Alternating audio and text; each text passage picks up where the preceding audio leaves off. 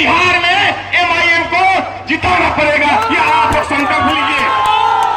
जनता जिंदाबाद, जिंदाबाद, जिंदाबाद। हिंदुस्तान की जनता जिंदाबाद, जिंदाबाद, जिंदाबाद। यहाँ की जनता जिंदाबाद, जिंदाबाद, जिंदाबाद। एक बात मुझे कहने दीजिए, मैं आधा शेयर का आधा नहीं कहता। देखो देखो कौन आया, देखो देखो कौन आया, कौन आया, कौन आया, देखो देखो कौन आया, कौन आया, कौन आया, देखो देखो कौन आया, शेर आया। जनाब राणा वजीर सिंह साहब उम्मीदवार ठाणा विधानसभा। अपने सिंधु भाई का ठेकेदार की कुर्सी पर आपने बिठाया, आपके पास कोई विकल्प नहीं, आपने इसको वोट दिया, आपने उसको वोट दिया, तमाम को आपने वोट दे दिया। बराबरी चाहते हैं, हमको बराबरी मिले, हमको समानता का हक मिले, हम कोई आसमान से तारे तोड़कर लाने की बात नहीं कर रहे हैं। हम ये कह रहे हैं कि भारत के संविधान की दफा 14 बराबरी की, मसावात की, समानता की बात की है, मजलिस को हासिल करना चाहती है। और हमारा मानना यह है कि भारत की सबसे बड़ी अक़लियत से इंसाफ नहीं होगा जब तक भारत की सबसे बड़ी अक़लियत और बिहार की सबसे बड़ी अक़लियत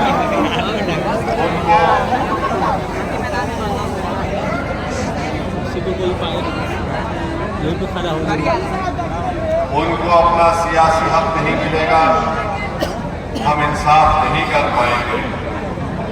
ये लड़ाई मजलिस की इंसाफ की लड़ाई है।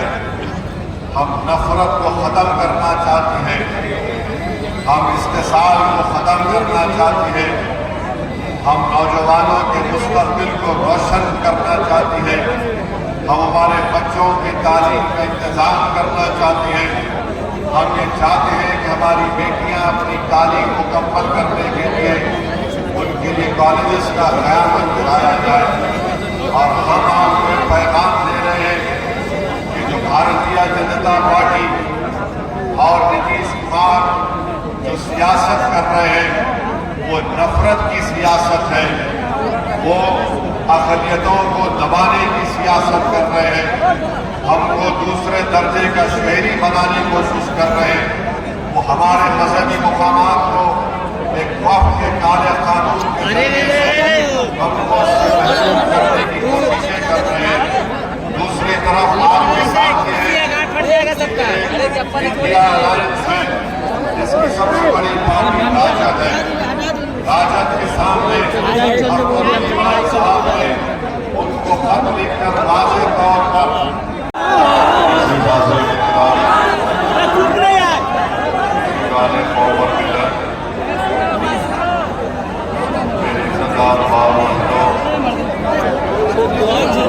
नौजवान साथियों, मंच पर तशरीफ फरमा जनाब अब्दुल साहब, सदर बिहार मजलिस इत्तेहाद मुस्लिमीन असेंबली, मोहतरम जनाब माशर हुसैन साहब हैदराबाद, मोहतरम जनाब जनाब वारिस खान साहब, मोहतरम जनाब जसीम साहब,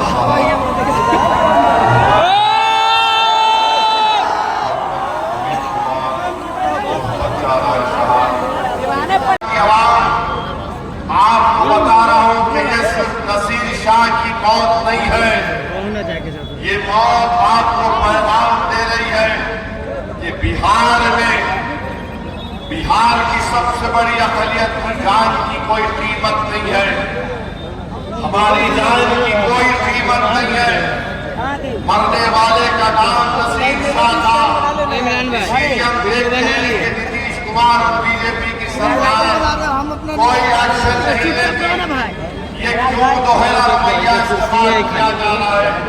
अरे इंसान है नसीर शाह, वो उसकी औलाद, उसकी बीवी बेवा हो गई, आज हमारे सामने आई थी। जब मालूम हुआ डॉक्टर ईमान गए, आपकी जान की कीमत आपको अपने वोट से दिखाना पड़ेगा। आपको अपनी जान की कीमत अपने वोट से दिखाना पड़ेगा। अगर आप नहीं दिखाएंगे तो एक नसीर शाह मरा, नहीं मालूम कितने नसीर शाह मुस्तकबिल में मर जाएंगे। जालिमों के जुल्म का शिकार बेवजह उठा कर ले गई, मारपीट की गई और 3 दिन के बाद नसीर शाह की लाश थाने से आ गई। हम पूछना चाहते हैं भारत के प्रधानमंत्री मोदी से, नीतीश कुमार से, जनाब कुशवाहा साहब से, अगर मरने वाले का नाम नसीर शाह नहीं होता, कुछ और होता, तो अब तक पूरे थाने का थानेदार से लेकर तुम विधायक बनना चाहते हो, तुम सांसद बनना चाहोगे, तुम मुख्यमंत्री बनना चाहोगे, तुम देश के प्रधानमंत्री बनना चाहोगे, जोर से बोलो बनोगे, जोर से बोलो बनोगे। अपने ख्वाबों को पूरा करो, मजलिस तुम्हारे ख्वाबों को पूरा करना चाहती है। और याद रखो इस बात को, अगर वो मुख्यमंत्री बन सकते तो तुम भी बनोगे इंशाअल्लाह। कोई विधायक को बन सकता है तो तुम भी विधायक बनोगे। तुम में इतनी काबिलियत है, तुम में इतनी ताकत है। शर्त सिर्फ ये है कि हम मुत्तहिद हो जाएं, मुत्तहिद हो जाएं। इत्तेहाद एक ताकत है, याद रखो। इंतशार एक मौत है। इत्तेहाद ताकत है, इंतशार मौत है। और जैसा कि किसी शायर ने अच्छा कहा था कि जिंदा रहना है तो मीरे कारवां बनकर रहो, जिंदा रहना है तो मीरे कारवां बनकर रहो, इस जमीन की बस्तियों में आसमान बनकर रहो, जमीन की बस्तियों में तुम आसमान बनकर रहो। मेरे नौजवानों, आज बिहार में करीब 60% आबादी बिहार में 25 साल से कम उम्र नौजवान लड़के और लड़कियों पर मुश्तमिल है। ये लड़ाई तुम्हारी हो, इससे रफ्तार ईमान बढ़ रहे नौजवानों, ये मुस्तकबिल तुम्हारा है।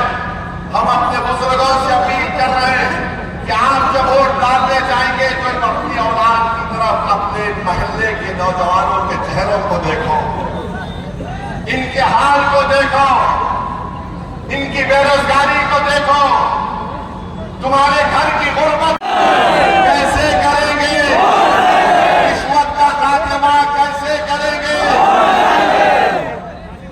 वोट से बोलो। भ्रष्टाचार का खात्मा वोट से करेंगे, छाप और बटन दबा के रिश्वत का खात्मा करेंगे।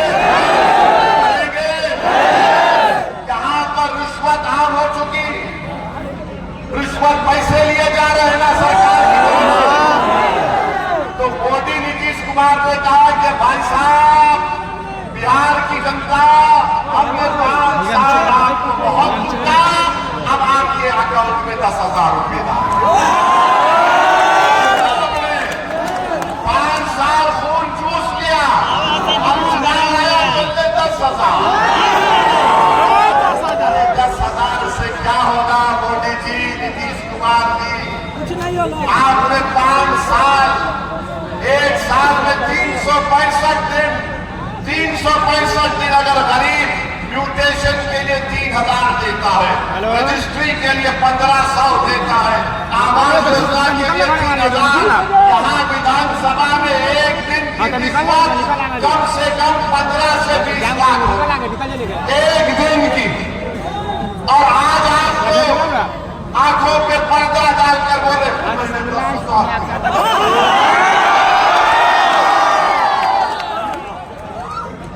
ये इतना खा चुके हैं। अब चुनाव आ गया तो आपका भी काम है 10,000 दिए तो लेना, मगर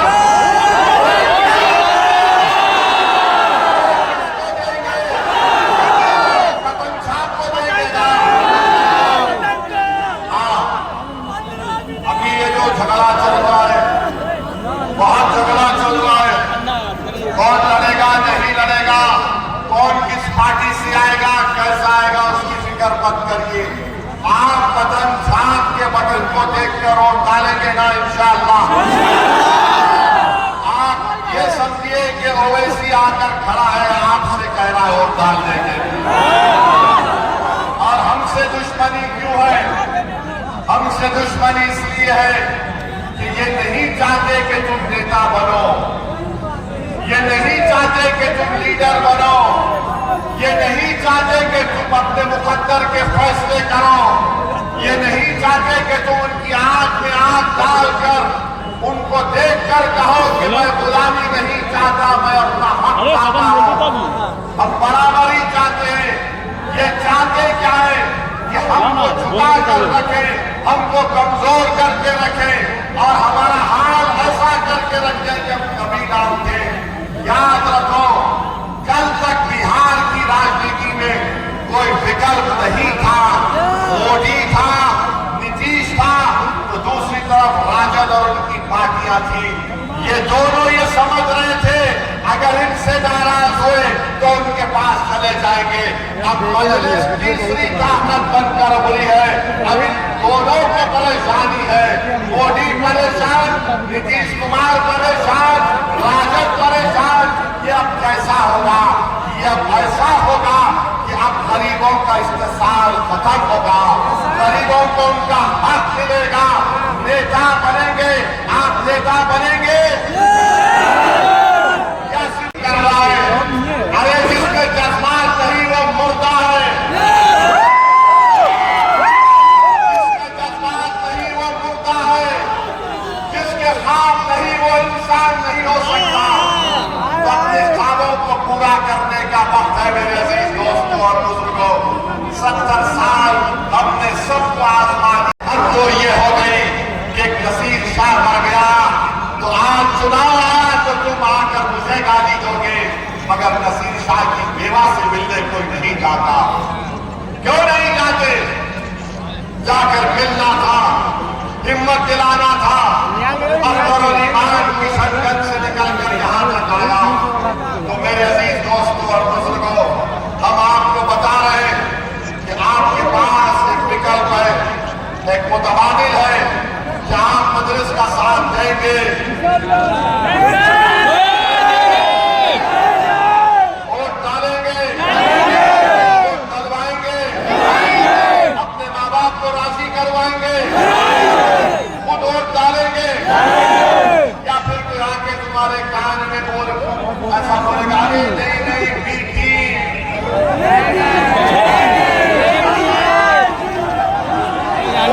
आके बोलेंगे, भाजपा के बोलेगी अरे ओवैसी राष्ट्रवाद की बात नहीं करता तो क्या करोगे?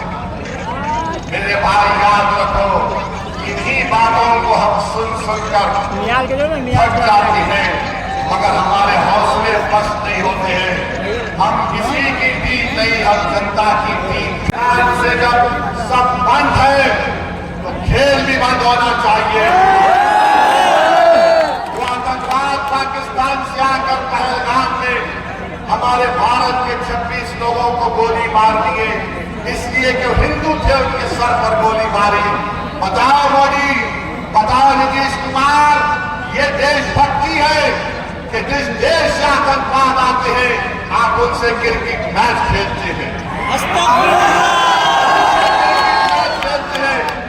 आप ड्रामा करते हैं। मोदी जी 3-0 ऑपरेशन सिंदूर। अरे मोदी जी, सिंदूर का ऑपरेशन हमारी बहादुर फौज लेके हम उनको सलाम करते हैं।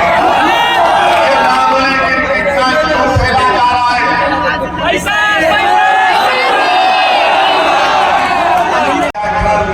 मल्टीलैटरल, अरे भाग में जाए बाइलैटरल, मल्टीलैटरल। अच्छा, ये मोदी जी 7,000 रुपये दिए, जो सैलाब आता है, जमीन कटती है, कुछ इंतजाम किया नहीं। और मोदी जी बोलते यहां पर घुसपैठी घुस गए। नेपाल में क्या हुआ आपको पता नहीं, बांग्लादेश में क्या हुआ आपको पता नहीं। इलेक्शन कमीशन 65 लाख नाम निकाल दिया, उसमें कोई घुसपैठी नहीं है। मोदी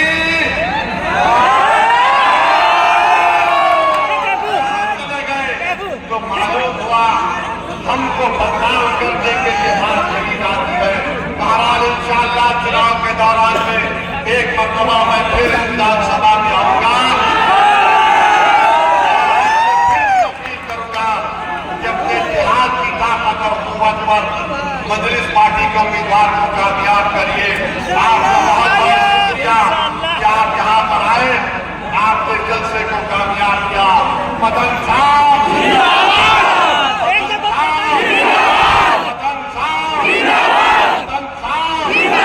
हमारा इतिहास, हमारा इतिहास, हमारा इतिहास। एक दफा पटल भी दीजिए।